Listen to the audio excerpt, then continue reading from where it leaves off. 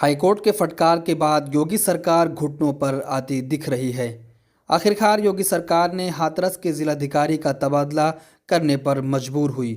उत्तर प्रदेश की योगी आदित्यनाथ सरकार ने प्रदेश के 16 आईएएस अधिकारियों का तबादला कर दिया है।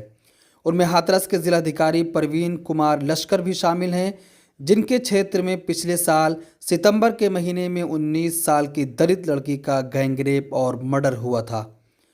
परवीन कुमार को अब मिर्ज़ापुर का नया डीएम बनाया गया है। उनकी जगह यूपी जल निगम के अतिरिक्त प्रबंधक निदेशक रमेश रंजन को हाथरस का नया जिलाधिकारी बनाया गया है। परवीन कुमार तब चर्चा में आ गए थे जब 14 सितंबर को हाथरस में 4 उच्च जाति लोगों द्वारा दलित युवती के साथ बलात्कार करने के बाद 29 सितंबर को इलाज के दौरान दिल्ली के सफदरजंग अस्पताल में उस लड़की की मौत हो गई थी और जिला प्रशासन ने आनन फानन में 30 सितंबर की आधी रात जबरन उसका अंतिम संस्कार कर दिया था।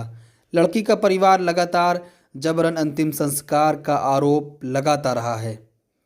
इलाहाबाद हाईकोर्ट ने उत्तर प्रदेश सरकार द्वारा जांच की निष्पक्षता के लिए हाथरस के जिलाधिकारी के खिलाफ कोई कार्रवाई नहीं करने पर नवंबर में चिंता जताई थी।